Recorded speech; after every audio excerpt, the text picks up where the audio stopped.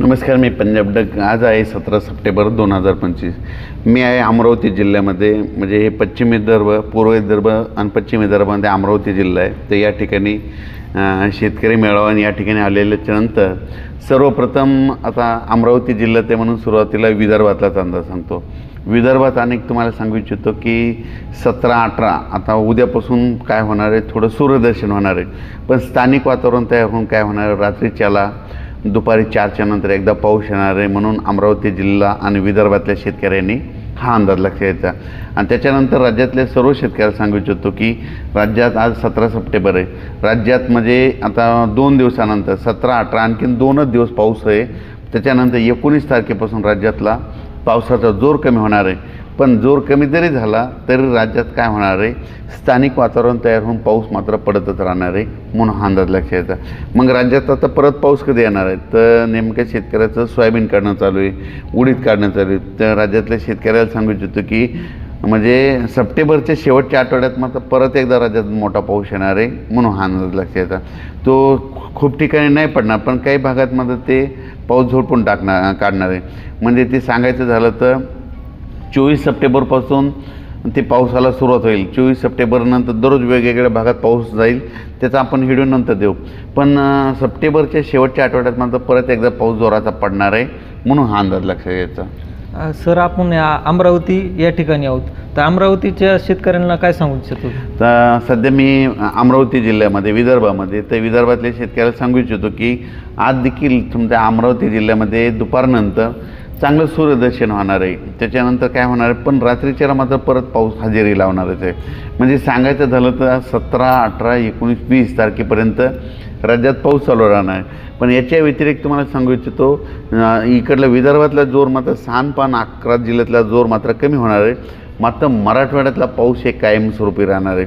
म्हणजे मराठवाड्यात 21 तारखेपर्यंत 21 सप्टेंबरपर्यंत तुम्हाला सांगू इच्छितो कोणत्या जिल्ह्यात आणखीन पाऊस राहणार आहे. लातूर जिल्ह्यामध्ये पाऊस राहणार आहे, परभणी जिल्ह्यामध्ये राहणार आहे, नांदेड जिल्ह्यामध्ये राहणार आहे, हिंगोली जिल्ह्यामध्ये राहणार आहे, जालना जिल्ह्यामध्ये राहणार आहे, बीड जिल्ह्यामध्ये राहणार आहे, अहिल्यानगरकडं राहणार आहे, सोलापूरकडं राहणार आहे. ह्या पट्ट्यात मात्र आणखीन 19 तारखेपर्यंत दररोज वेगवेगळ्या भागात, आता लय खूप काही मोठं नाही पण दररोज एकदा हजेरी लावून जाणार आहे. या जिल्ह्यात मात्र एकदा हजेरी लावणार आहे. म्हणून ह्या अंदाज लक्षात घ्यायचा. त्याच्यानंतर कोकणात देखील पाऊस आणखीन 17, 18, 19 3 कोकणपट्टीमध्ये सांगायचं झालं कुडाळपासून ते नाशिकपर्यंत ते पाऊस देखील चालू राहणार आहे. म्हणून हे अंदाज लक्षात घ्यायचा. उत्तर महाराष्ट्रात देखील तशीच परिस्थिती राहणार आहे. उत्तर महाराष्ट्रात देखील 17, 18, 19 तारखेपर्यंत असाच पाऊस राहील. फक्त थोडंफार उघड होईल, पण असा जोर जरा कमी होणार आहे. म्हणून हे लक्षात द्यायचं. त्याच्यानंतर सांगायचं झालं तर जळगाव जिल्हा, बुलढाणा जिल्हा या पट्ट्यामध्ये काय होणार आहे, आणखीन 17, 18 आणखीन 2 दिवस मात्र पाऊस राहणारच आहे. फक्त काय होणार, थोडी उघड भेटणार आहे. म्हणजे एवढं जे पहिला जे जोर होता ते मात्र कमी होणार आहे. तर सर, ह्याच्यामध्ये अजून काही भाग असे राहिलेत की त्या ठिकाणी अजून पाऊस झालेला नाही, तर त्या शेतकऱ्यासाठी काय सांगू इच्छितो? आता जे काही जे सुटलेले भाग आहेत, जिथं पाणी साचलेलं नाही, समजा ज्यांना त्याला पाणी नाही, आता हे जे परतीचा पाऊस आहे ना, आणखीन हे सप्टेंबरचे आणखीन 10-12 दिवस आणि ऑक्टोबरचे 10 आणखीन 20 दिवस मात्र पावसाचे दिवस राहिलेले. त्याच्यामध्ये ते जे वंचित भाग आहेत त्यांना पडून जाणार आहे. सर, हे पाऊस असा एकदम अचानक येऊन बरसतं, याचं कारण काय नेमकं? काय झालं की हे पृथ्वीचं तापमान वाढलेलं आहे. तापमान वाढल्यामुळे काय होतं आहे की हवेचे कमी दाब तयार होतात. कमी दाब तयार झाले की वारे जास्त दाबाकडून कमी दाबाकडे येत असल्यामुळं हे अशी भविष्यामध्ये असं परिस्थिती राहणार. हे करायचं असेल तर झाडं लावावं लागतील. झाडं लावा, पृथ्वीचं तापमान कमी करा. जोपर्यंत हे तापमान कमी होणार नाही तोपर्यंत ह्या ढगफुटीला, अतिवृष्टीला सामोरे जावं लागणार आहे. तर आपण पाहू शकता की बीड जिल्ह्यामध्ये खूप ठिकाणी पाऊस झाला. नगर जिल्ह्यामध्ये अहिल्यानगरकडं देखील झाला, परभणी जिल्ह्यात देखील झाला. त्याच्यानंतर आणखीन आता जे काही राहिलेले, आता याच्यानंतर आता सोलापूर जिल्ह्यात देखील आणखीन ह्या 3 दिवसात एकदा जोराचा पाऊस होईल. नांदेड जिल्ह्यात देखील होईल. परभणी जिल्ह्यात बी काही भागात आता ह्या 3 दिवसामध्ये एकदा पाऊस पडून जाईल. त्याच्यानंतर जालना जिल्ह्यात देखील एकदा पाऊस पडून जाईल. ह्या 3 जिल्ह्यात एकदा पाऊस पडून जाईल. त्याच्यानंतर अहिल्यानगरकडे देखील एकदा पाऊस पडून जाईल. त्याच्यानंतर धुळे, नंदुरबार, नंदुरबारकडे जरा पावसाचा जोर थोडा कमी राहणार आहे, धुळ्यापर्यंत चांगला पाऊस राहणार आहे. जळगाव देखील काल रात्री त्यालाच खूप झाला. नाशिककडे देखील आणखीन 2-3 दिवस पावसाचा जोर आहे. म्हणजे एवढं काही मोठं नाही, पण पाऊस मात्र ह्या 2-3 दिवस मात्र पावसाचं वातावरण राहणार आहे. सर ऑक्टोबरमध्ये पावसाची कशी स्थिती राहणार आहे? 10, 11, 12, 13 ऑक्टोबरला एकदा पाऊस येणार आहे आणि त्याच्यानंतर पाऊस निघून जाण्याची तयारी ठेवणार आहे. म्हणजे 12 ऑक्टोबर नंतर पाऊस निघून जाणार? 10, 11, 12, 13चा एकदा पाऊस येईल. हां. त्याच्यानंतर काय होईल, मग पाऊस आता जाण्याच्या तयारीत राहणार आहे.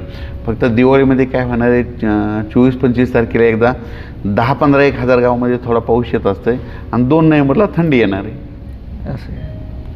तर सोयाबीन काढणाऱ्या शेतकऱ्यासाठी काय? माझी सोयाबीन काढणाऱ्या शेतकऱ्याला एक सगळ्यात महत्त्वाचं सांगू इच्छितो, काय करायचं हे सप्टेंबरमध्ये आता नेमक्या शेतकऱ्याचं दुपारपर्यंत त्या मजुरांना कापावं लावायचं. 1 घंटा ऊन भेटलं की लगेच ते उचलायचं, वळे लावून ठेवायचं, झाकून ठेवायचं. असं केल्याच्यानंतर ज्यांचं आलेलं सोयाबीन त्याचं पदरात पडेल. आणि तेलंगणा कर्नाटकच्या शेतकऱ्यांचे फोन येईल सर, त्याच्यासाठी काय? तेलंगणा, आंध्र प्रदेश, कर्नाटक आणखीन जवळपास तिकडं देखील 2 दिवस मात्र पावसाचं तिकडं वातावरण राहणार आहे, म्हणून हे लक्षात यायचं. पण राज्यात मात्र आणखीन समजा 1-2-2-3 म्हणजे 19-20पर्यंत आणखीन थोडं विखुरलेलं स्वरूपाचा पाऊस आहेच. म्हणजे एवढं काही म्हणजे एकदम कमी होणार नाही. स्थानिक वातावरण तयार होऊन पाऊस पडतच असतो, म्हणून हे लक्षात येतं. पण जसा हे 2-4 दिवसाखाली जोर होता तितका मात्र तेवढा राहणार नाही, म्हणून हे अंदाज लक्षात यायचा. तर शेतकरी मित्रांनो, डग साहेबाचं म्हणणं आहे जसा ह्या 2-3 दिवसात पाऊस पडला आहे तसा 17-18च्या नंतर 18 तारखेच्या नंतर पावसाचा वेग कमी होणार आहे. विखुरलेल्या स्वरूपाचा पाऊस पडणार की जसा की धुमाकूळ घालणारा पाऊस नाही, पण काही भागात विखुरलेल्या स्वरूपाचा पाऊस पडणार आहे. तर भेटूया डग साहेबासोबत पुढील अंदाजात. धन्यवाद.